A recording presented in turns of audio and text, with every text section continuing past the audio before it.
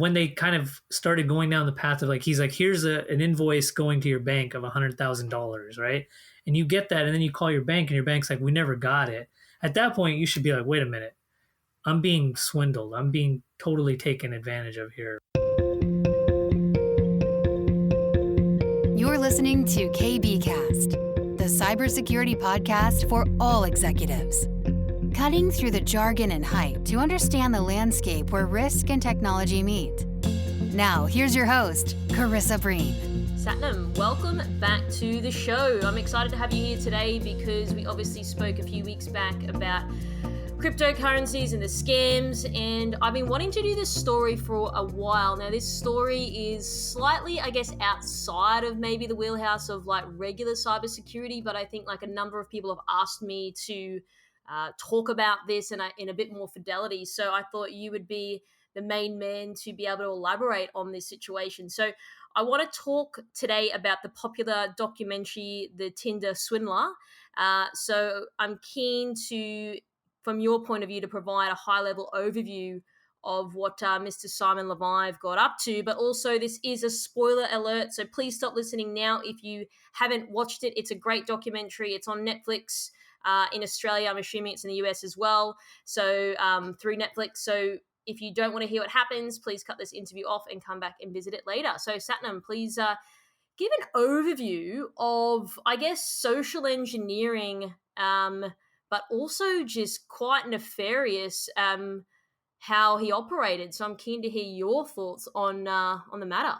Yeah, absolutely, Krissa. So thanks for having me. And this documentary, The Tinder Swindler, was very intriguing to me as well. And I think just following along, I was sort of aghast when I was watching it. But essentially, Simon Levive, or that's not really his real name, you'll find that out if you watch the documentary. But he created this persona for himself of being associated with, the son of a very famous individual associated with diamonds, the Levive family. And, he photographed himself into pictures, and he was hopping onto dating apps like Tinder and conning women into basically funding this lavish, luxurious lifestyle in order to keep the con going, to make these other women that he was going out on dates with believe that he was who he said he was. And he was forging documents, and he was spending thousands of dollars on clothing like Gucci, Versace, just to keep the persona going. And he was eating and staying at 5-star hotels. And it was basically each woman that he met, he would con them out of money to basically support and fund his endeavors with the next woman that he was going to con. And it was just like consistent. And he'd been doing this for years. He'd been a con artist for years, and he just sort of evolved over time to create this persona for himself. And, it wasn't until this documentary that we learned about it more broadly, but he actually was discovered by the women that he was conning, and they sort of collaborated together. They went to the journalists and the press, and they were able to put out articles about him, and they basically boxed him in.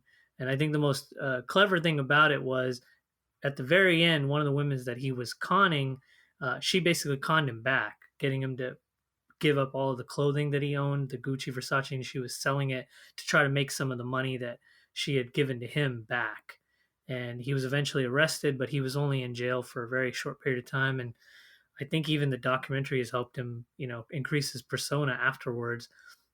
And he's been on social media, and he's talked about how, it's all a bunch of lies, and, that's not the true story. And he's going to tell his own side of the story. But it's just a really sad tale, because he was able to take advantage of so many people, so many women that he was dating on these apps, and they were giving up, hundreds of thousands of dollars to this guy. And it's a really sad story. It's so sad, wild, pretty out there as well. I'm curious to know though, because of the research that you do, you understand perhaps, how does someone just get into this? Like, do you just wake up one day and you're like, all right, today I'm just going to be a con man? Like, how? I'm a very compliant person. Like, I've never copped a speeding fine or anything like that. Like, so for me, this is really outside my wheelhouse. Obviously, being a security professional, and most people probably listening to the show are as well. But how do you get to that stage? Do you think that it's conscious, or subconscious? I think it's a little bit of both. I mean, I'm pretty sure that, this Simon character, he knows he knew what he was doing when he was doing it. And, I think he just sort of got delusional to the point where he had to keep up this persona and he had to maintain this persona because, you know, as you probably know when you watch the documentary, he gets to a point where even after losing, everything, getting boxed out in terms of like not having money, and all the women that he was trying to con were basically out of the picture.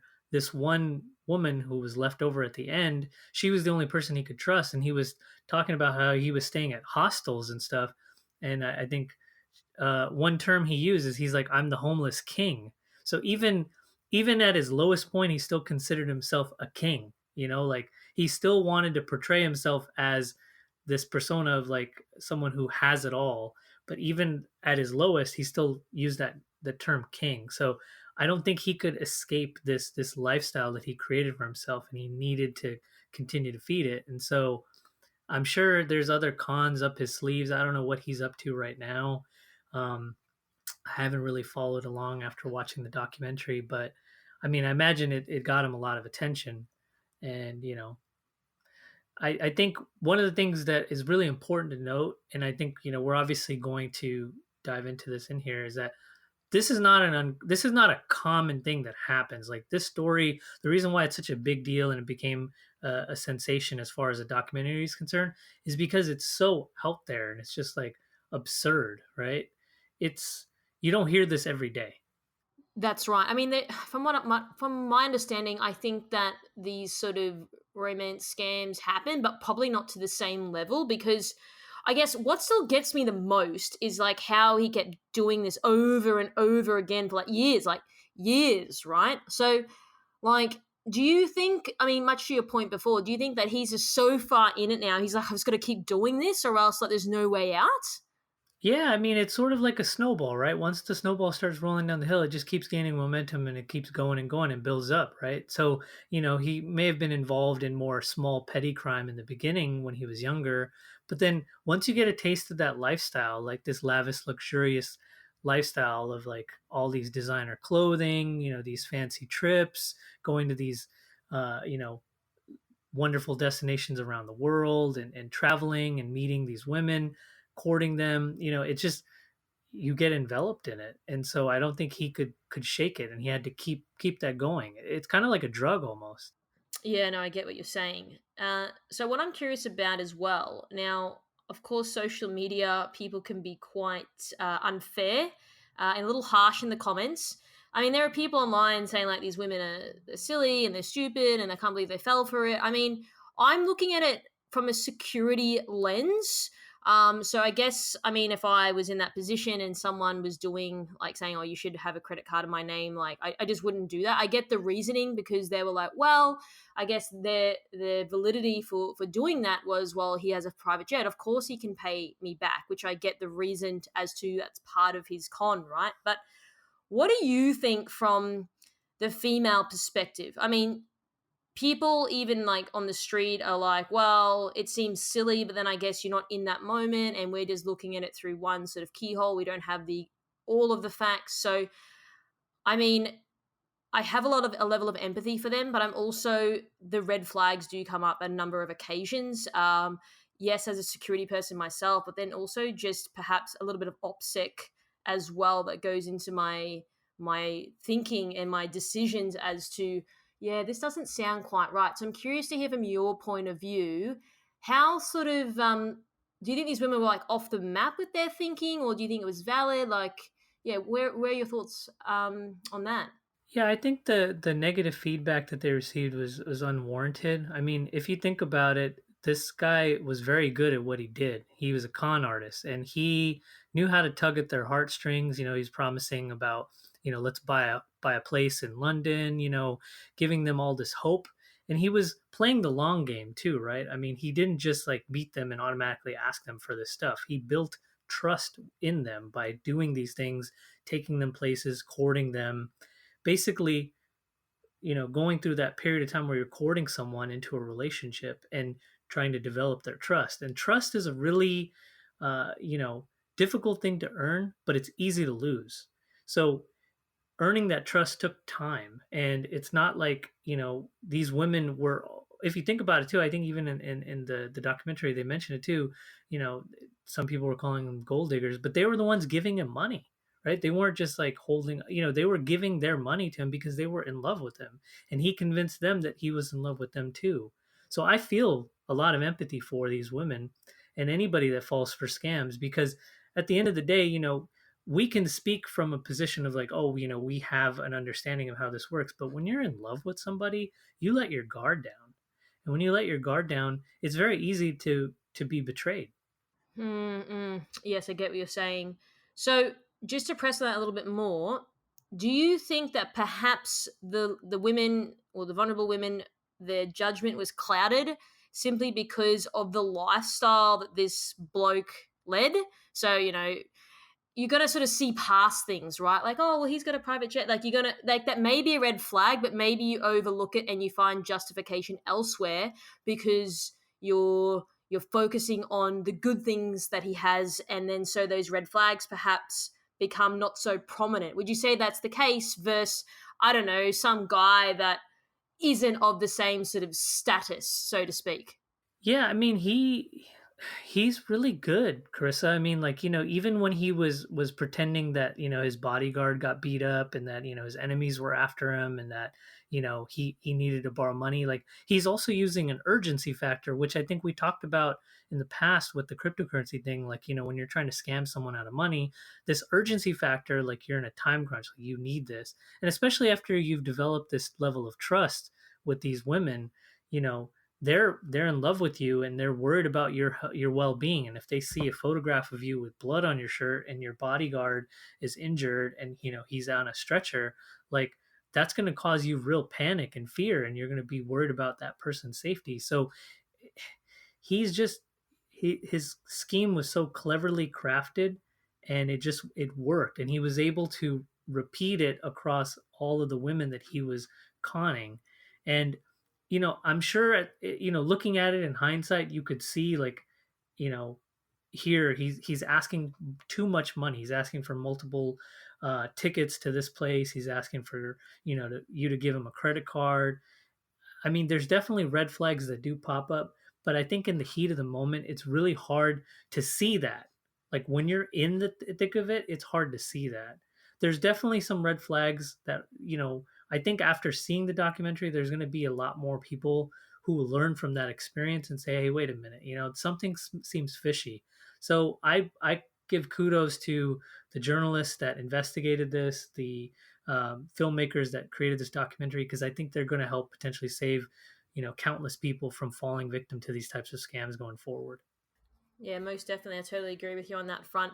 In Australia, the number one scam for years is still romance scams. Would you say, with your experience, that swindling someone is inherently easier if it involves romance versus like crypto or something like that?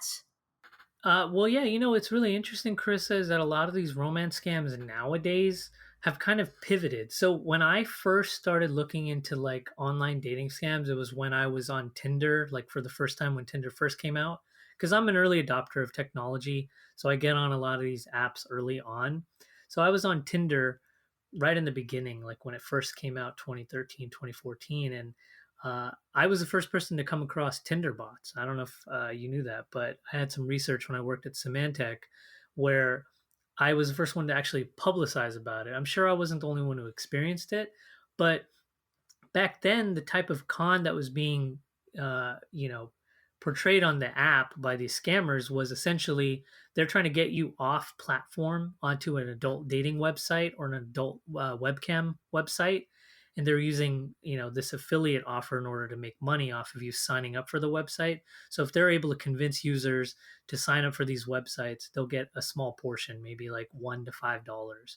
But if I put a credit card up and I actually become a paid member of that website, and I don't cancel before a certain time period, that credit card that I put on file will help them earn an additional $50 to $100 per person that signs up. So that scam has been like, the gold standard for a lot of platforms, not just dating apps. Instagram, TikTok. It's everywhere.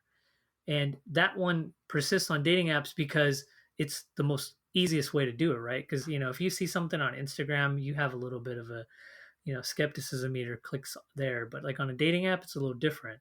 But nowadays these romance scams, they're moving into a different direction. They're now changing into where scammers are trying to convince you about cryptocurrency investments. They're trying to get you involved in investment scams, and they're doing it through the romance scam angle, right? So you're on these dating apps, they're kind of portraying themselves with this lavish lifestyle. But I think the key difference that I want to convey to your listeners is that the scam that Simon Levive ran is a lot harder to scale. Whereas a lot of the romance scams that we see nowadays, they're very easier to scale because you can create a bunch of bot accounts on Tinder, Bumble, Hinge, and all these other platforms. And you can try to create these scam opportunities either through the affiliate based scam that I mentioned ago or these, cryptocurrency investment scams. Those are a lot more scalable. And I think that's what would likely affect most people on dating apps compared to this Tinder swindler type of opportunity.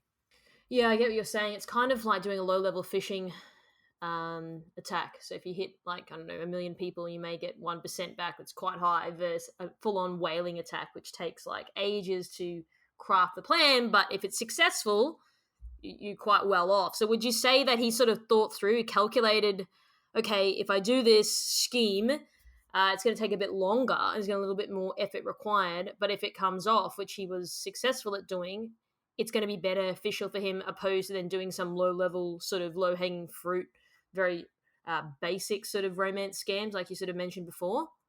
Yeah, I mean, so for some folks, they're okay with, kind of dealing with these lower level scams because they don't have to worry about getting caught, right? There's a lot more risk involved in the scam that Simon Levive portrayed versus the scams that we see mostly on dating apps, right? There's less risk, but there's also less reward. Whereas in Simon Levive's case, there's much more risk, but much more reward. Yeah, I know that's where it gets so interesting. So, okay, there's a few things that's coming up in my mind if we go back on the documentary. So, when Simon says to these women, "Hey, like my enemies are after me. Obviously, I can't use a credit card for like security and safety reasons. Would you mind opening up a credit card?" I guess my mind went to, if you're dealing with a billionaire, billionaires usually have other billionaire friends or family. Don't you think that you would start to maybe think, okay, why is he asking me? I'm clearly not a billionaire. I get the reasoning because they're in love with him and all this other stuff. But don't you think that a logical response, and I guess it's not logical because it's love, it's not, it's not easy to think through. There's no conditional logic here necessarily. So I'm keen to understand, do you think that again their judgment was just clouded because of how they thought about him? Because I just would think, usually billionaires have billionaire friends. Why doesn't he ask them for the money rather than me? Because he clearly knows I'm not a billionaire. So I guess I was curious as to how that process went and why they perhaps didn't think past that point. Yeah, again, it's really you were kind of saying a lot of things that I was gonna say, like you're reading my mind while you were kind of walking through that whole process. But yeah, I mean, it would make sense, right? But at the same time, the way that he kind of portrayed it, my enemies are after me. Look, I got, stabbed here. Peter got stabbed. There's blood. They're after me. My accounts are getting closed down. Like he basically prepared for all sort of contingencies to explain why he needed the money from them. And yeah, logically speaking, you could say, well, yeah, billionaire friends, he could talk to other billionaire friends. But maybe they're thinking, what if those billionaire friends are the ones that are after him, right? He doesn't know who to trust. I can only trust you, baby. You're the one that I love. You're the one that I want to move into this house with. I'd be like, you're on your own, mate. Sorry. It's easy to say that though. It's easy to say that as an outsider, but when you're in it, I know, but I'm skeptical. Okay, so there's a couple of things. So one, I want to get into the scheme and all the things that you picked up and then cross-reference it with some of the things that I picked up. But before we get into that, if you were a criminal, which you're not, If you were to develop a con, would it be a romance scam that you would generate because in your experience you probably could swindle people more rapidly versus a crypto scam or like a dog scam or whatever it is? I don't think I would get involved in scams personally. That's not something that I want to do. But not specifically, but I'm just saying from your experience that if you were to run a simulation and it was like to do an experiment to see what got the most impact, maybe that's a better way of phrasing it. What would you do? I'm just curious to know.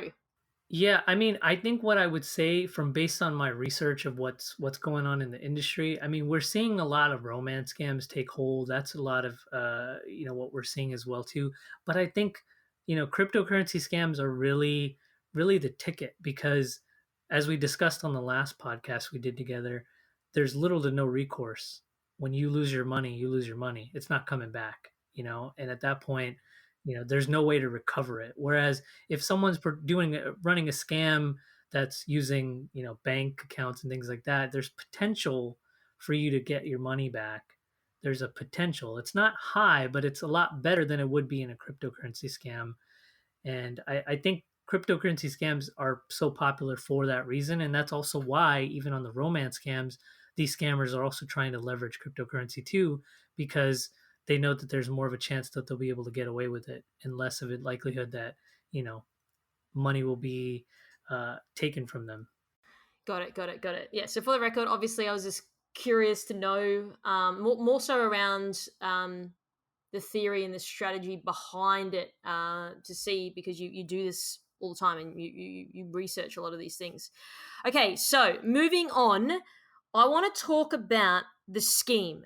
What are the red flags that you identified with that came up for you watching this as a consumer but also a security researcher? And then I'm keen to talk through some of those as to like why they were red flags for you.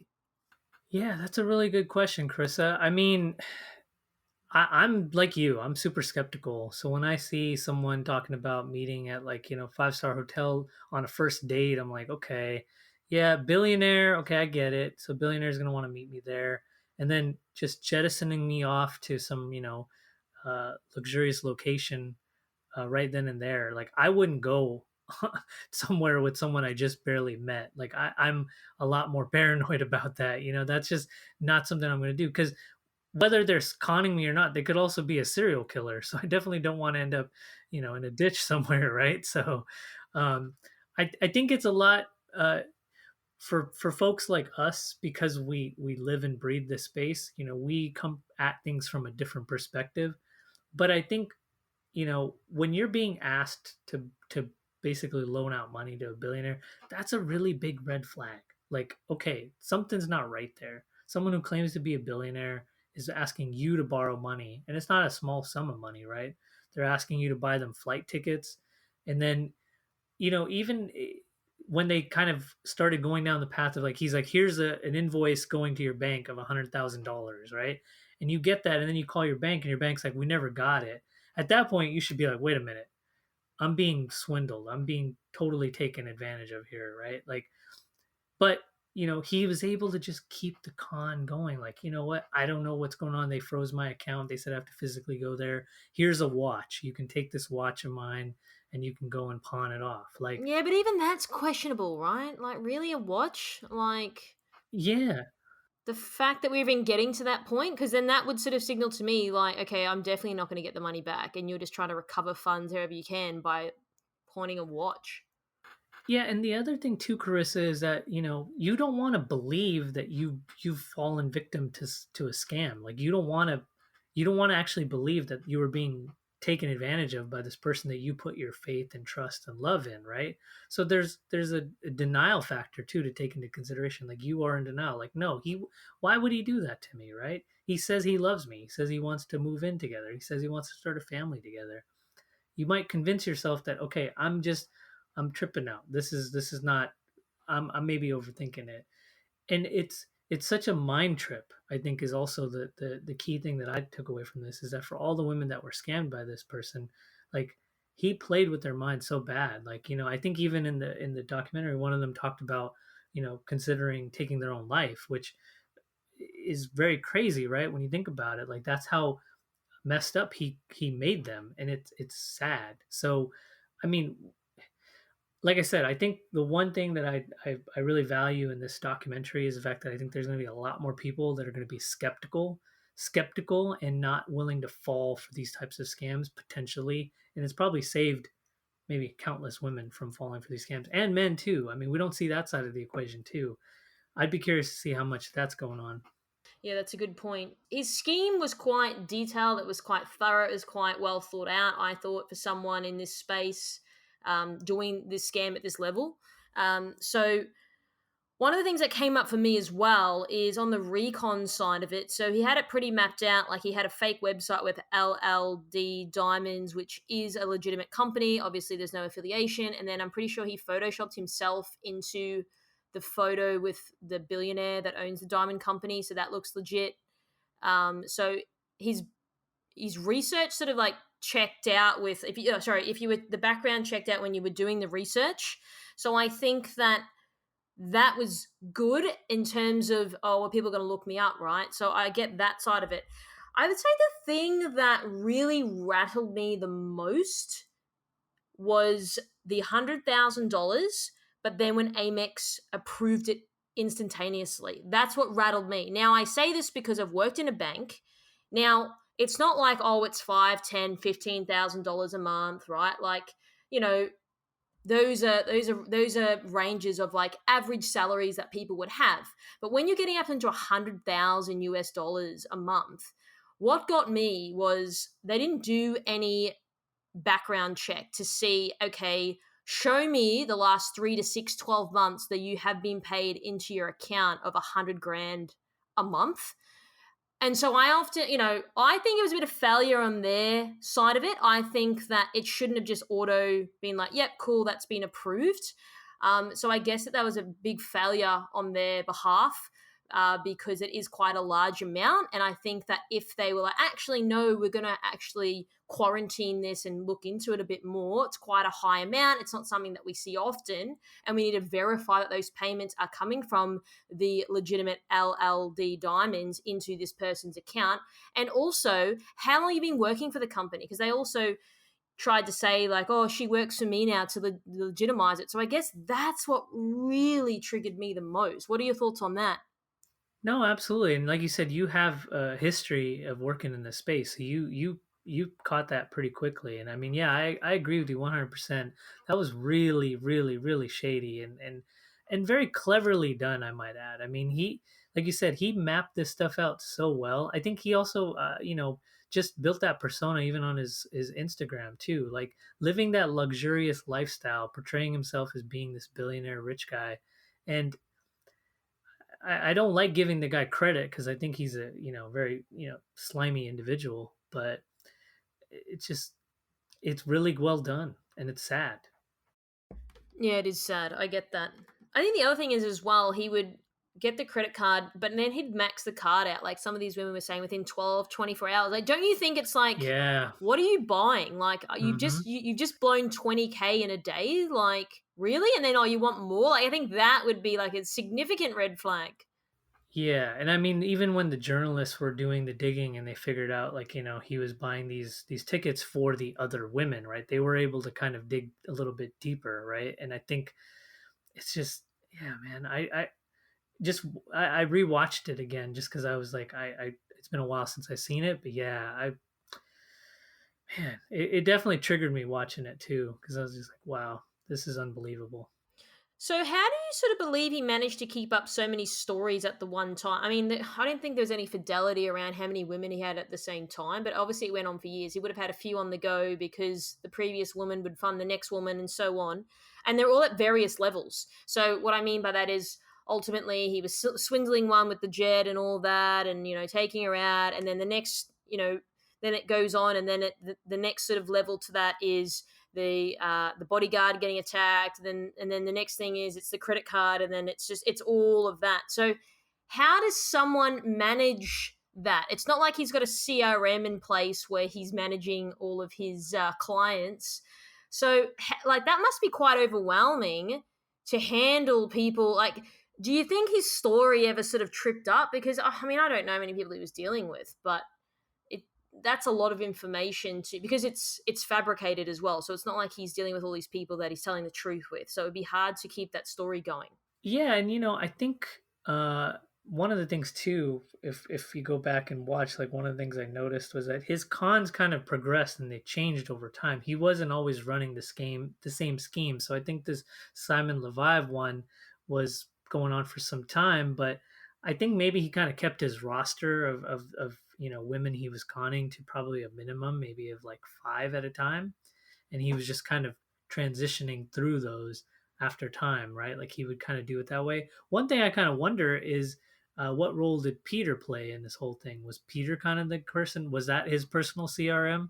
Was Peter the one kind of keeping the story straight? You don't really know. And a lot of the times too, I think even in the end with I'm forgetting her name, the last girl, the one who was his girlfriend for 14 months. Um, she even said like she was watching that video clip that I believe Cecile got, and it was like same clothing, same video around the same time. So he basically just pre-recorded those videos while on the same trip in the same plane, and he was just basically preparing them for the women, and he was basically keeping it. So he kind of had his story straight because he's like, "Hey, Cecile, hey, so and so." And that way maybe he was able to kind of keep it to a minimum where he's only having to spend his mental cycles for like 10 minutes at a time, and then when he's engaging in conversation it's easy to keep track of those because of the contact card on your phone. Yeah, true. And I guess those videos he was recording, they were scalable. So it wasn't like, oh, hey, Carissa. Like, it wasn't like he didn't sort of, he removed names and stuff like that. So he could repeatedly use the footage, which made it a lot easier for him as well. So he didn't have to redo it each time.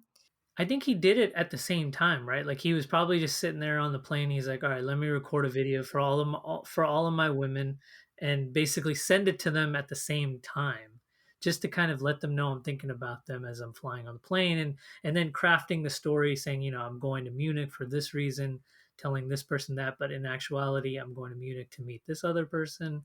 So yeah, I mean, if you take into consideration the fact that he doesn't have an actual job, right? He's not working, a 9 to 5.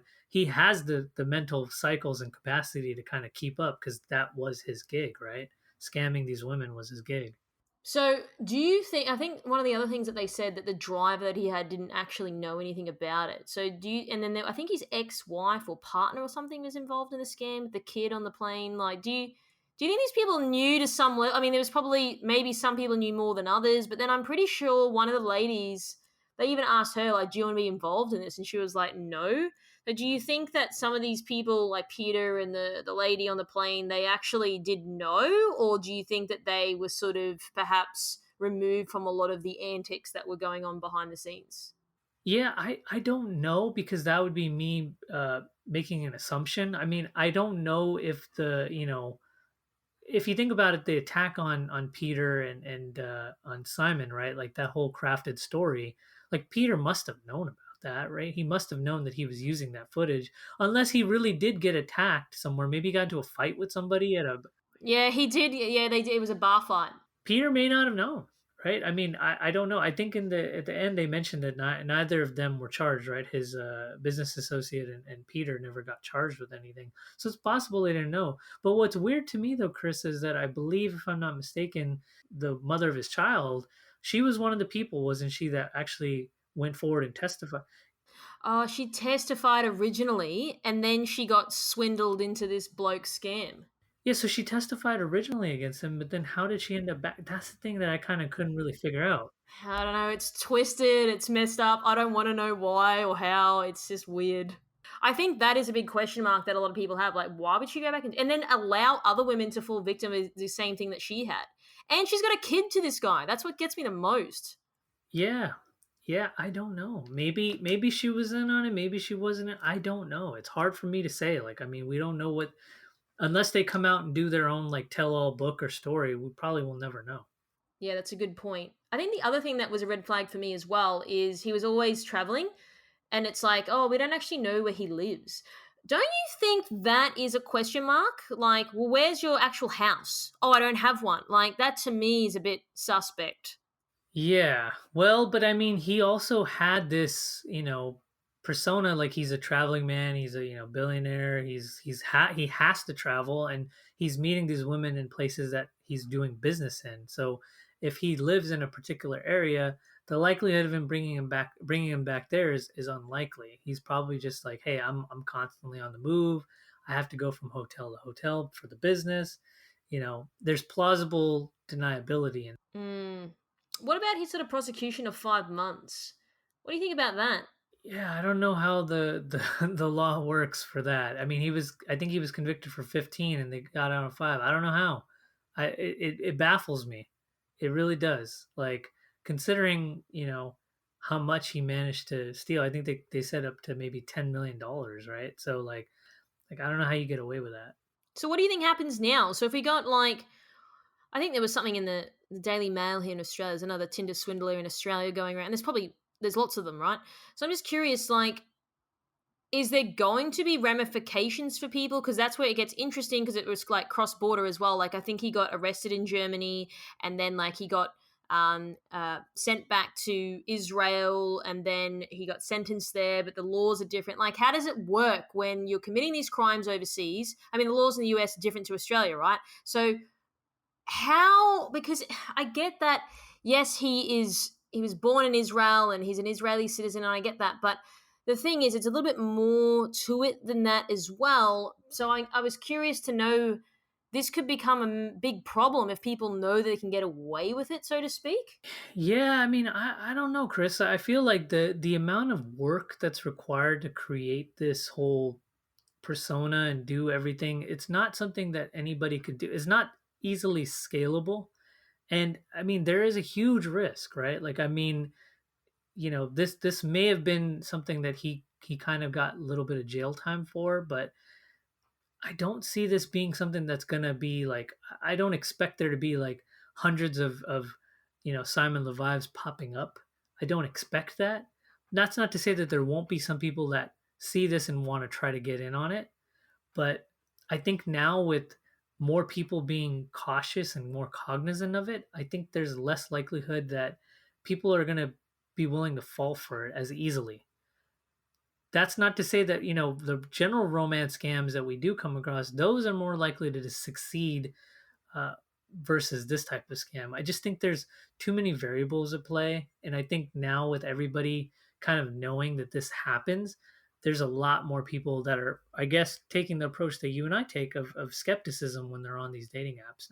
So if you had to sort of pick, I mean, the whole documentary just blew my mind and it just rattled me completely from start to finish. But if there's one thing in the documentary that rattled you the most, what was it and why? I think honestly, like when he started threatening the women, right? Like, uh, the way he started threatening them once they started to push back against him, right? Like Cecile when she was starting to push back, and he like knew where she lived, knew where her mother lived. That stuff really worried me for their safety, and like even in the case of the last gal who went to go see him, like she said she was driving to like this remote location. I was just like, I hope nothing, like I mean clearly they were okay, but like in your mind you're thinking this is really risky, right? Like I know your game is because you want to con the con man, but that's a huge risk because you don't know if he's willing to go to such great lengths to keep his identity concealed and keep this lifestyle going. What lengths is he going to be willing to go to prevent you from exposing him, right? That's really creepy. So, from your experience in working across multiple scams, what are some of the lessons perhaps you can share for consumers about Mr. Levive's sort of antics or in this romance scam game that you can share for people to take away perhaps that they can consider when they are dating online or dating in person for that matter? Stop using dating apps. I'm just kidding, can't do that, right? Like I mean it's skepticism. I mean, I know it's a very like cliche thing to say, but like being really skeptical of the people that you meet with and interact with online, because I think that's really this story kind of sort of implies like the main problem we have, with the luxury of having the internet, right? People can claim to be someone that they're not on the internet, whether it's through a persona on social media or through a dating app. And I think that's one of the biggest ways that scammers are able to take advantage of users is by impersonating people. Like we even have all these scams involving like fake Elon Musks and things like that. Impersonation is the name of the game at the end of the day. And I think being very mindful of the fact that the people out there are going to try to con you, and just not be, if it sounds too good to be true, it is. That's a very cliche saying that I use across most of my stories and articles that I've written. And I know it's like, oh, it's easier said than done. But really, that saying has been around for so long because it still holds up, even years later. Even before the dawn of the internet, this advice probably existed for, in-person scams that would happen with people that would you would meet on the street, right? Like if it sounds too good to be true, it is. And to just be really, really skeptical. And I know it's hard to do, especially on dating apps, because you're wanting to let your guard down and trust someone in order to get into a relationship with somebody. But even when you have like the slightest inkling that something doesn't add up, trust your intuition, because your intuition won't fail you. I guess that's a great point. Totally get it. But I think for me, if I were to like I don't know do a simulation and see, I would probably think if I was asking someone, I think it's getting fidelity on the question. So for example, it's like, oh, like what do you do for work? Oh, like I work in consulting. Okay, what type of consulting? Which consulting company? Try to maybe back verify. Okay, they say they worked at X company, look them up on LinkedIn, for example, to verify that that's the case. Like I would probably go down that level. Obviously, I'm very skeptical. So for me, I think that I like to back up the information and always double check that. So I think perhaps it's people giving blasé answers on things and not giving sort of detailed responses that would start to get me very skeptical on things. And avoiding the question or trying to deflect or asking me a question back, that potentially would be what would get my security hat on to start investigating that more. Yeah, but the thing is, Carissa, like, I can create a fake persona of myself on LinkedIn too and claim that I'm, associated with a company or brand. There's no verification that goes into place. Like, I could say I work for, LL Diamonds. I could say I work for them, or I could say I can work for a big multinational corporation. I could say I work for a big bank. Yeah, because no one's auditing it, right? Yeah, there's no, like I can change my LinkedIn right now to say that I work for, I don't know, say I work for Apple, right? But who's going to know? Like, unless they know someone who also works at Apple, they could reach out to them. But if I work for like a very obscure company and I create a website for that obscure company because I can register a domain, let's say that domain has never been registered, or I register the .co instead of the .com, right? And then I create a fake website that has my picture on it. It says I'm this and that. Like, it's not that hard to create a backstory, as Simon Levive proved in the Tinder Swindler.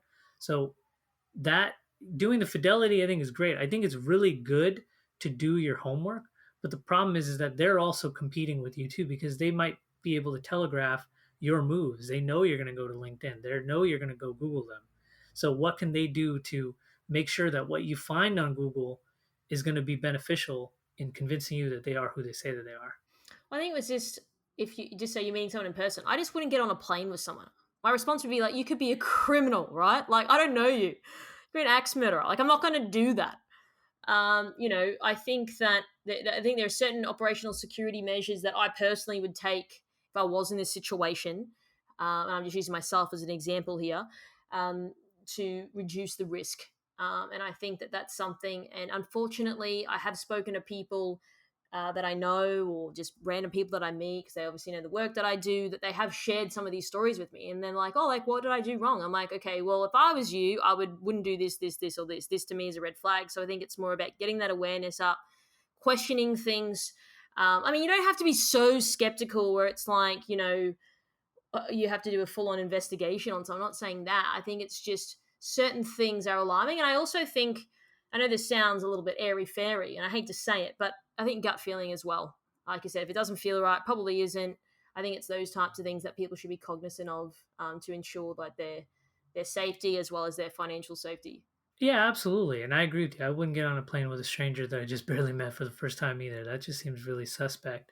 And even then, like, I mean, if you think about it, like, I don't even want to give out my number that quickly to someone that I just connected with. I'd rather just like connect. And then I think even these dating apps allow you to make audio calls too. So you don't have to give out your number now.